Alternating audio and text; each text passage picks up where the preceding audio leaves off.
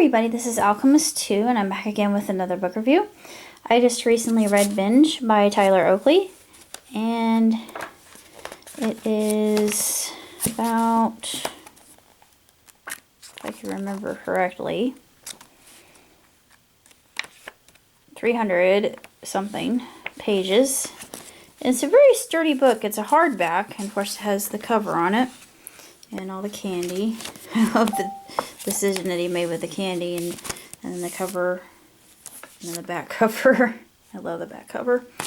But it's a very interesting book. I had always known that he was gay, and it didn't really affect me all that much. I have friends who are, I have a friend who's bi, so it's really not that big of a deal to me.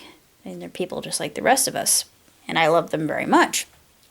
And he talks about, and I always thought this was interesting because I always was curious about how people who are homosexual come out to their communities. And of course, I had no idea what Grindr was all about. You know, you have Tinder and there are other dating apps. Well, Grindr is for guys who are homosexual. So I thought, oh, that's cool. That's neat that they have that so they can find each other even in closeted communities like where he grew up. And he had a very rocky childhood with his mother. He was always close to his mother, but his mother went through a divorce and she got remarried. And he told her very young that he says, well, I might be gay. And of course, she gave him 3 suckers. They were at the bank and she gave him 3 suckers, and that was about the entirety of that conversation. But I didn't know this, but Tyler, that's not his real name. He's actually Matthew. And there was another Matthew in his class. It's not 2 T's, it's 1 T. And there was another Matthew in his class, and he wanted to differentiate himself and stand out, be unique, and he went by his middle name, which is Tyler. So Tyler stuck, and from that moment on, it was just figuring out who he was and trying to discover his sexual orientation. And later on it talks about his YouTube career, which I love him. I think he's very inspirational. I think he's a tremendous human being. He inspires me. He's actually one of the first people I remember subscribing to. I love him. I love his style, and I think he's incredible. And I'm thinking that it's thanks to Tyler that I was introduced to Shane Dawson. I mean, not in real life. If I could meet Shane in real life, my life would be complete.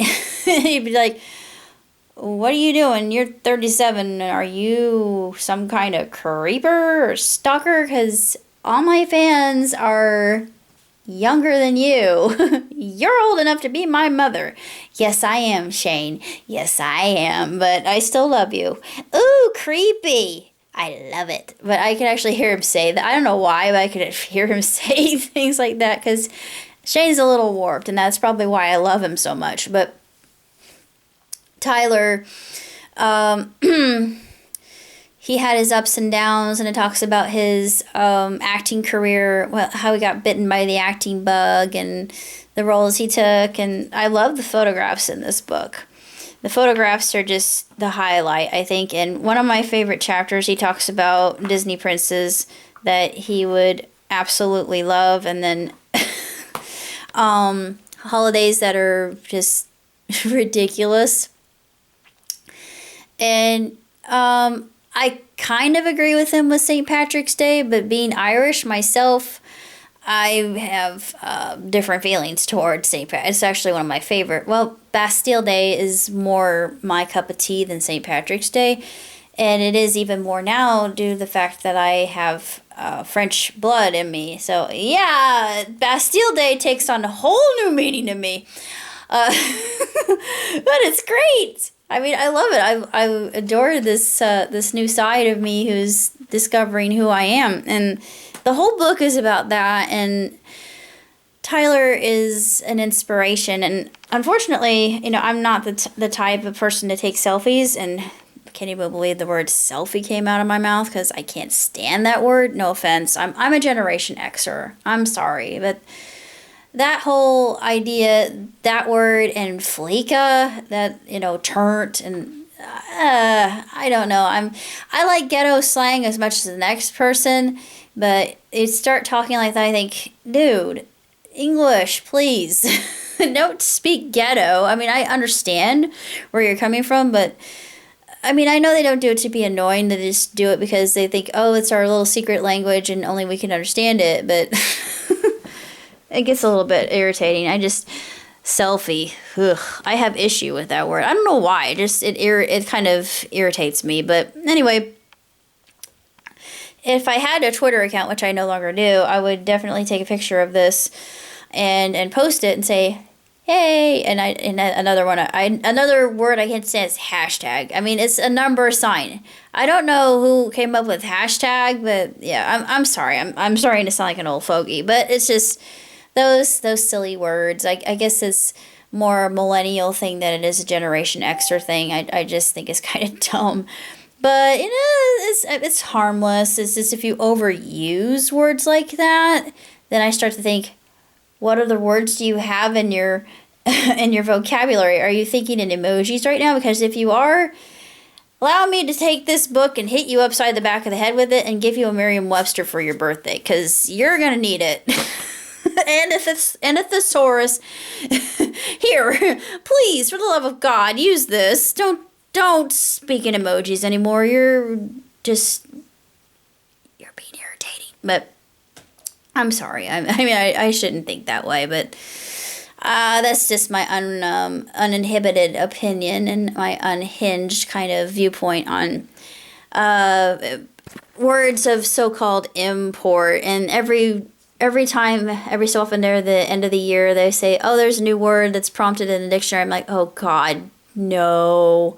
And I just have to shake my head. I'm thinking, what is this world coming to? Why is that a word? And some of them are good. Some of them are great. Some of them are sensational. But some of them are just asinine. I'm going off on another topic. Sorry, I shouldn't do that. But that's just, it's a tiny little vetch for me.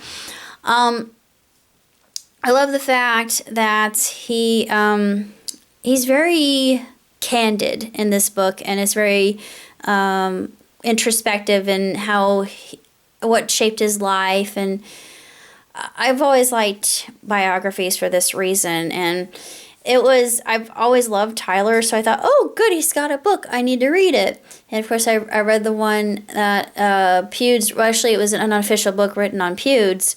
And I'm hoping other YouTubers do this too, because, it's lucrative. And there are people like me who are very intrigued with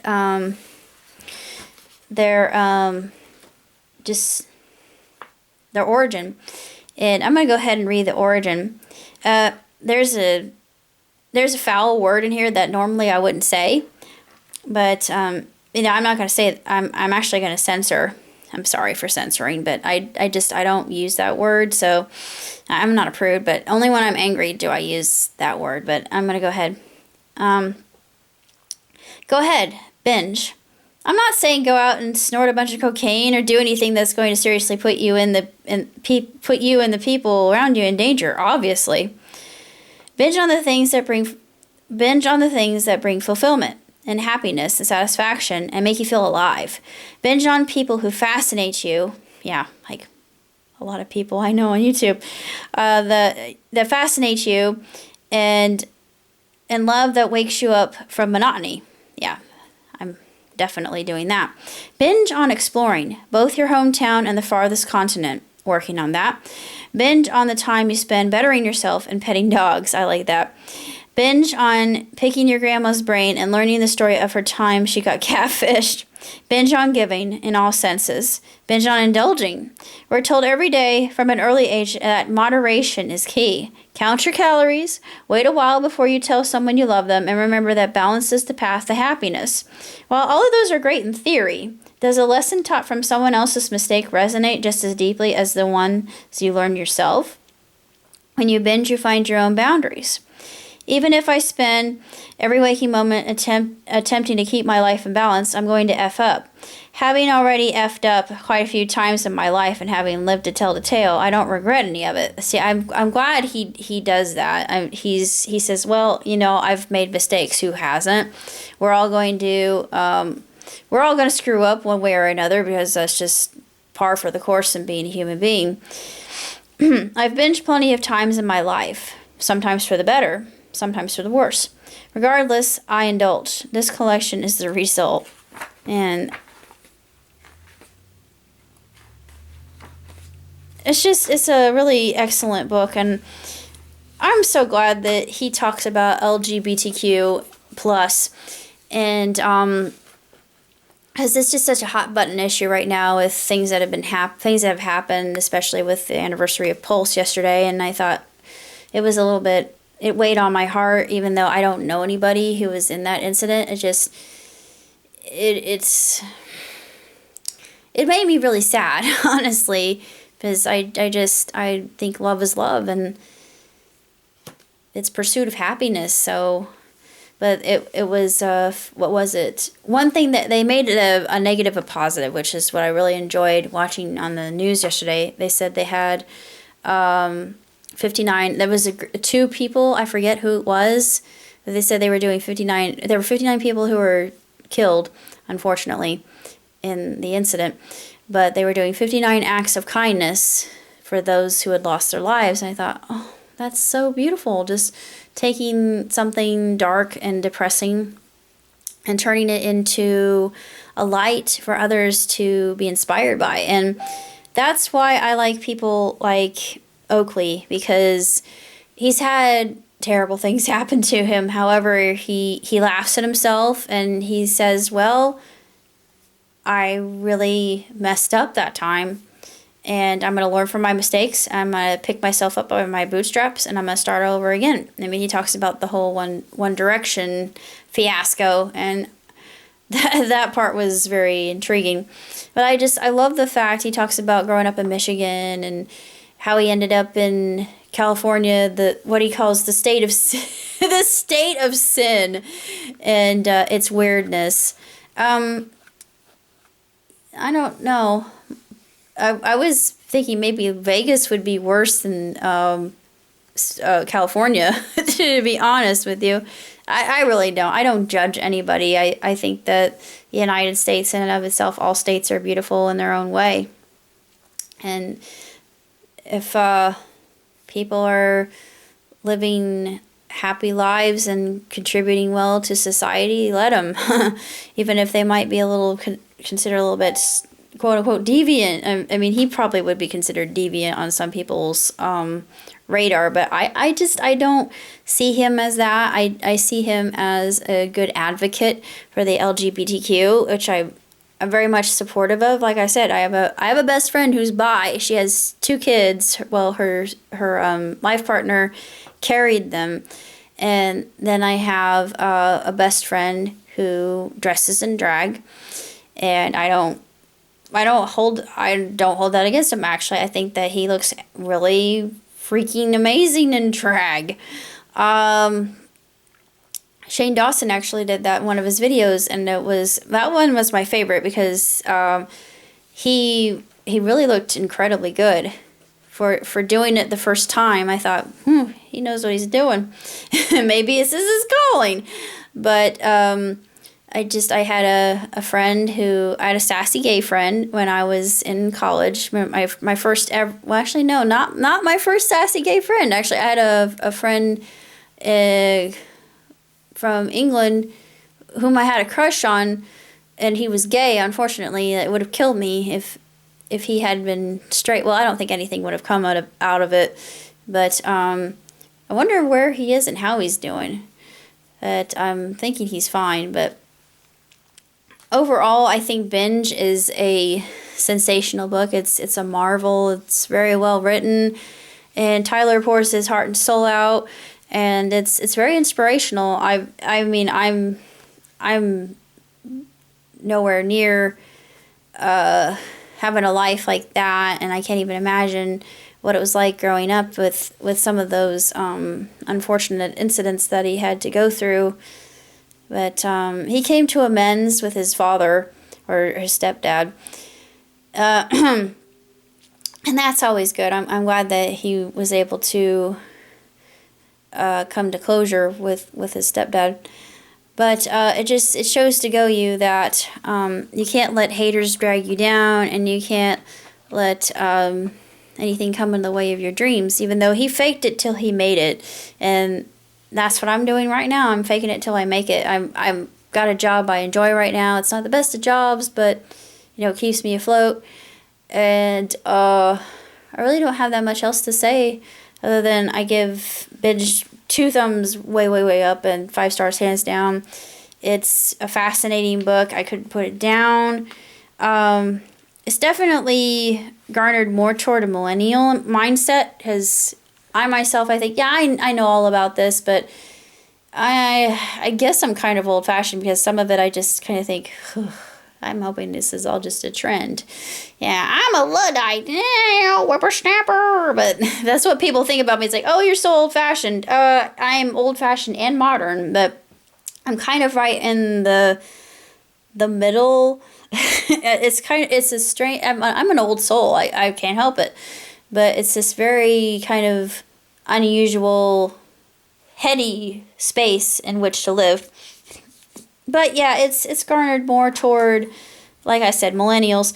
It's, despite that, it's a very outstanding book. It's phenomenally done, and anybody who's a fan of Mr. Oakley will just absolutely eat it up like I did. Get it, eat it up, binge, har har. I'm so funny. But it's a really outstanding book, and I highly, highly, highly recommend it. And that's about all I'm going to say about it. So until next time, live long, prosper. Ciao, tutti.